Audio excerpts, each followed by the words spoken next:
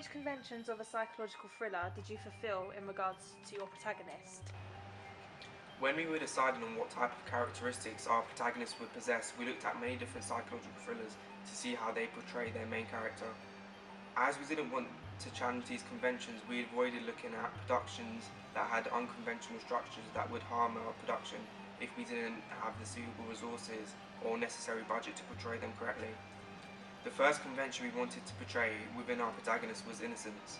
We particularly liked how she had been portrayed as the girl next door who had had something terrible inflict to her life which she couldn't control.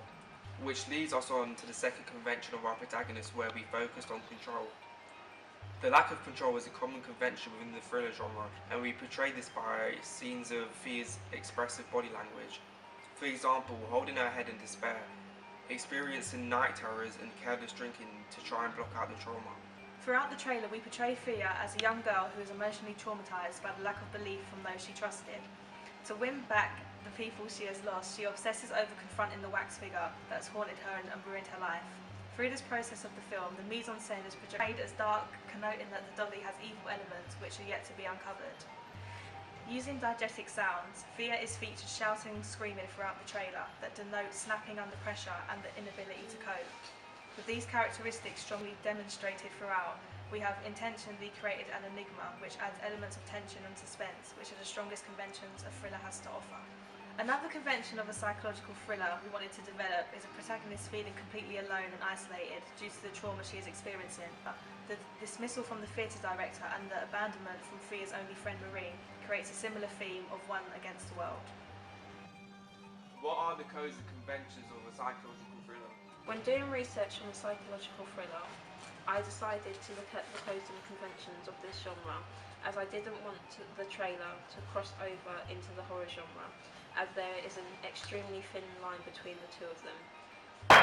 To do this, we chose to leave out blood and gore, and conventions of a psychological thriller should contain some of these keywords and phrases that I saw when researching. Things like mind, suggesting the film must play on the audience's mind; jumpy, which means it needs to make the audience jump; and scary, as it needs to be at the right times and least expect. What conventions did we use to create the antagonist? Our antagonist we used was the Dolly, which conveyed the thriller genre. The way the Dolly was very mysterious and only appeared every so often gave the audience something to constantly look out for. This therefore portrayed a psychological thriller. Another convention was the Dolly's identity being hidden. This then gives the audience a psychological thinking if the doll really exists or if Fia is going mentally insane. By the Dolly always looking towards the camera, she is given a direct address towards the audience, which is another convention of a psychological thriller. For an example, this technique was used in a film called The Shining, when the antagonist walks directly towards the camera.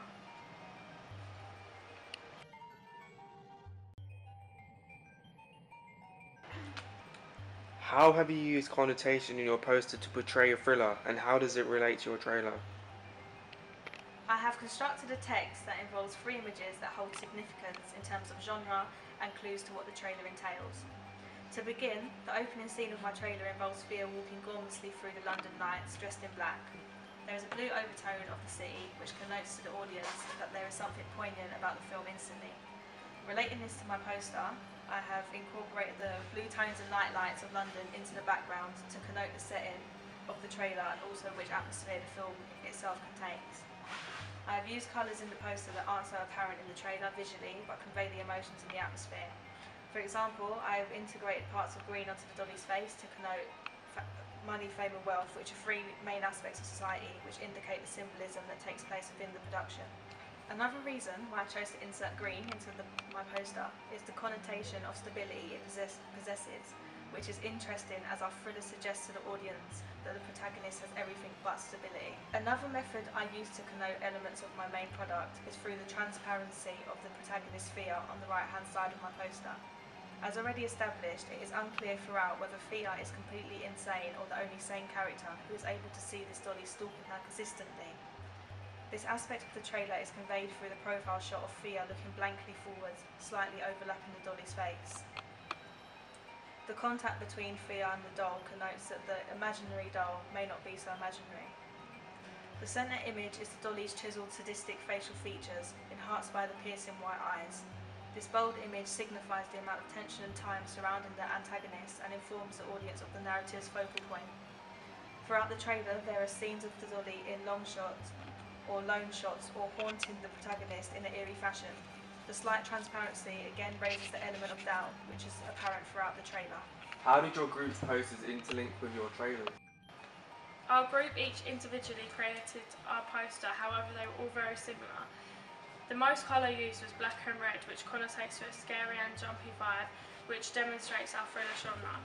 All of our group went on a website called The Font and downloaded a font called Limited Break for our titles and Universal for our credits.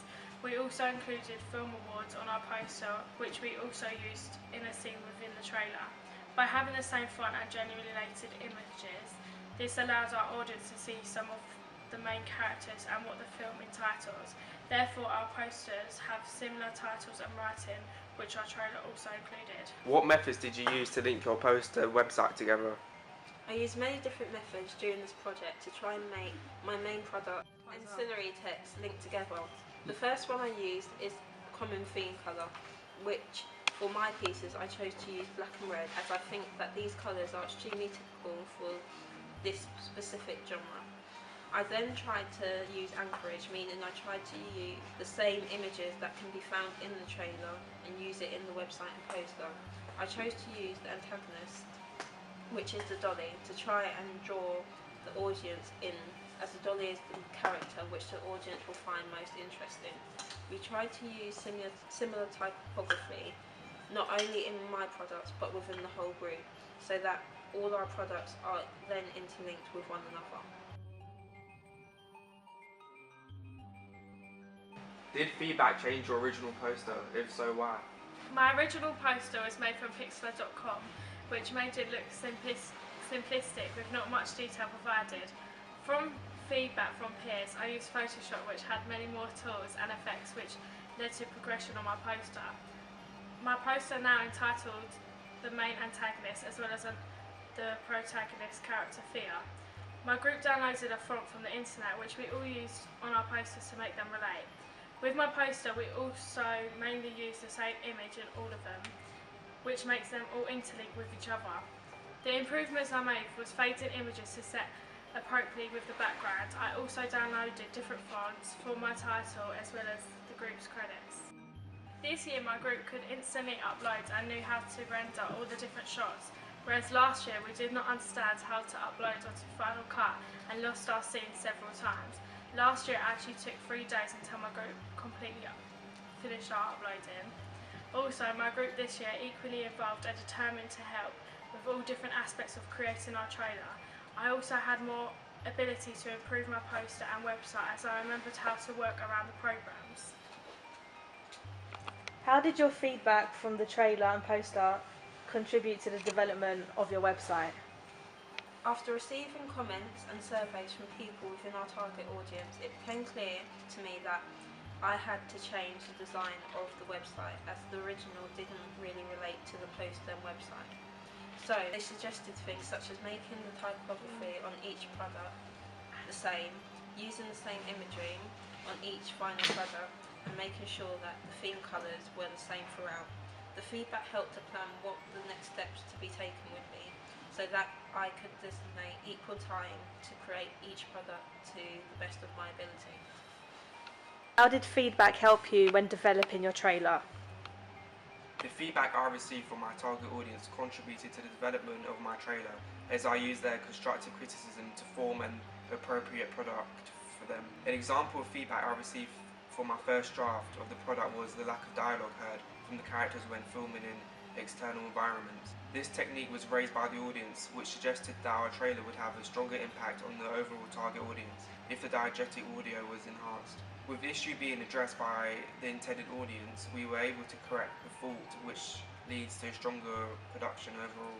Feedback also increased the duration of our trailer. Over the weeks, we had collected over an hour worth of footage from our production, which we managed to compact into 1 minute and 45 seconds.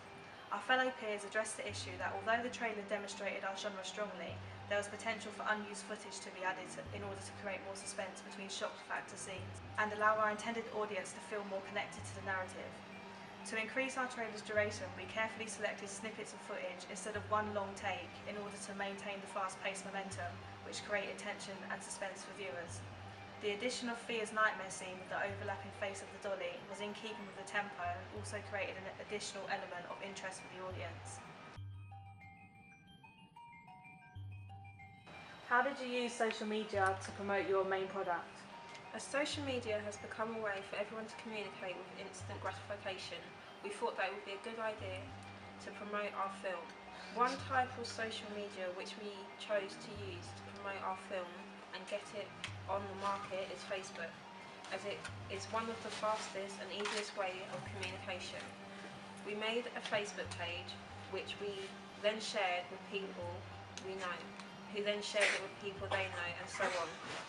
Another way that we promoted our page is Instagram, as it is another quick and free way to get videos and pictures out to potential customers. Once people see the Instagram page, they were more likely to view the websites associated with the film. These are all quick and free social media pages which we have used to promote our film. How did the different software used help you to create your product? Our final product couldn't have been possible without processing through the convergence of three key software being Final Cut Pro 10, GarageBand and Audacity. GarageBand.